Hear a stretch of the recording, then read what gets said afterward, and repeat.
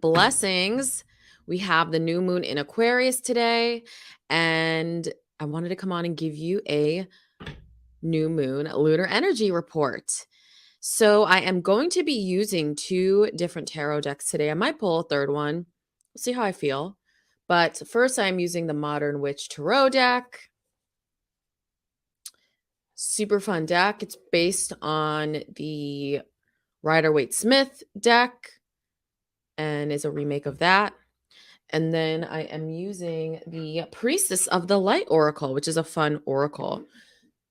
So these are a little bit different if you are new to the tribe than my yearly horoscopes that I've been putting out.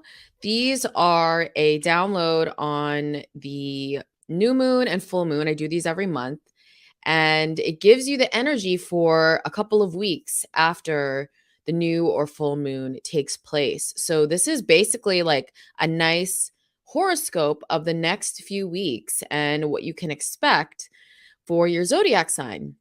So I'm going to go over the transit, and then we are going to tap into each of the 12 signs. And I will also not only talk about the astrology for each of the signs, but do a little intuitive guidance for each of the signs as well.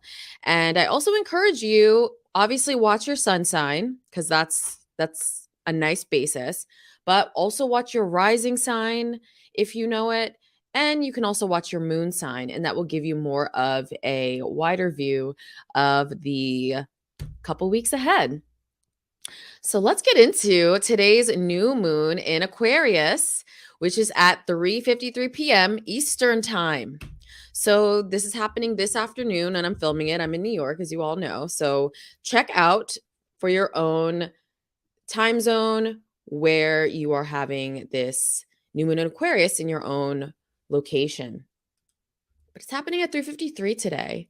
And let's get into the charts. Let's share the charts. So here is the sky during the new moon in Aquarius. And I know this looks like a lot of dribble and jargon for you guys, but of course, it's my job to break all of this down for you. I don't even mean to say dribble. It's not. Obviously, it's not. This is sacred information. But to you, you're probably like, what are all these symbols? What's going on here? So let's get into all of that. Aquarius. So the new moon is happening at 1 degrees Aquarius. So we just entered into Aquarius season yesterday, and the sun moved in to the sign of Aquarius, which is what a new moon is all about. The sun and moon form an exact connection. So this is a dark moon, and new moons represent new beginnings, initiation, starting something new. And this is initiating new energy in the realm of your unique spirit, your unique self, revolution, change.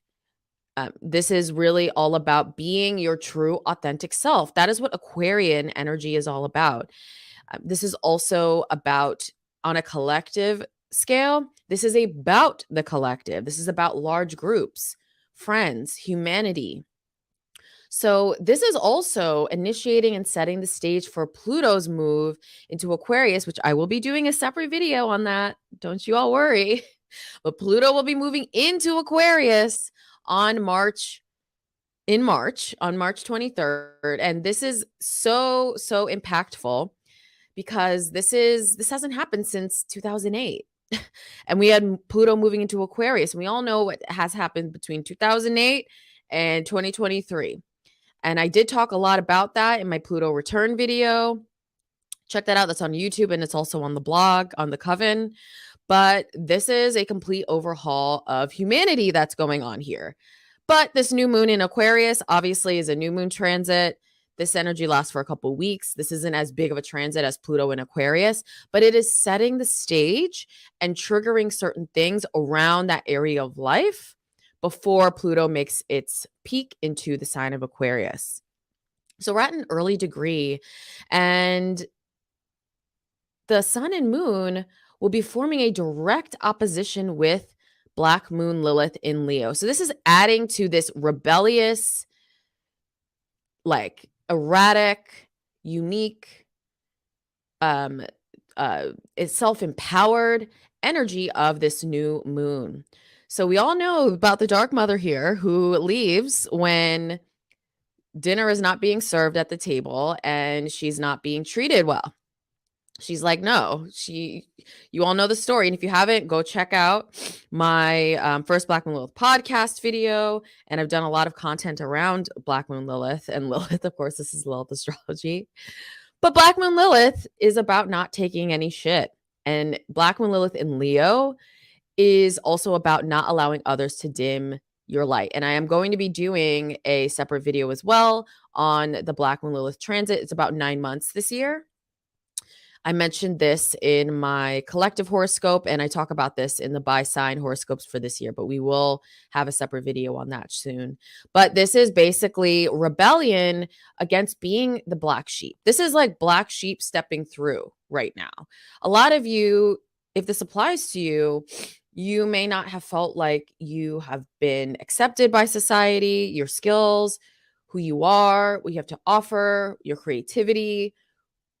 A lot of this has been shunned, especially if you are not seen as quote unquote the ideal or the norm in society. Well, this is now about paving a path forward for those who have been basically left in the shadows. So if a lot of you have been feeling like we had a ton of delays at the beginning of the year, we've had Mercury retrograde, Mars retrograde, all of that is now clearing up during this new moon in Aquarius. And it's really empowering all of you to step into your truth, step into your authenticity, say no to shit and people and places and things that are just not aligned anymore. It's really hard for people sometimes to say no. I notice that in my daily life and when I'm seeing clients and living and just observing the world. Saying no can be very challenging for people because of trauma and not feeling accepted. So this is about breaking out of that need for acceptance from others and embodying who you truly are. So this new moon is also forming a sextile, which is a positive connection with Jupiter in Aries here. So Jupiter in Aries is a positive force in this new moon energy. Jupiter represents luck, growth, abundance, prosperity. Jupiter in Aries is also about leadership and being able to basically benevolently lead your own life. And I think it's benevolently, that's what I meant to say. Benevolently lead your own life. That means in a good way. Lead your own life based on what you want and having luck and prosperity through that. I think a lot of you will have some lucky breaks and opportunities through this Jupiter connection. Black Moon Lilith will also be forming a trine, which is this is a more powerful positive connection than a sextile with Black Moon Lilith. So when you lean into your black sheepedness, into your authenticity during this next couple weeks, that is where the lucky breakthroughs are going to come through. And we've got a trine as well between the sun and moon and Mars in Gemini. So Mars in Gemini recently went direct finally on January 12th. And the delays and challenges you've been experiencing, arguments, delays with documents, inaccuracies with documents, uncovering the truth, uncovering lies, having verbal disputes. That's all a big part of the Mars and Gemini period.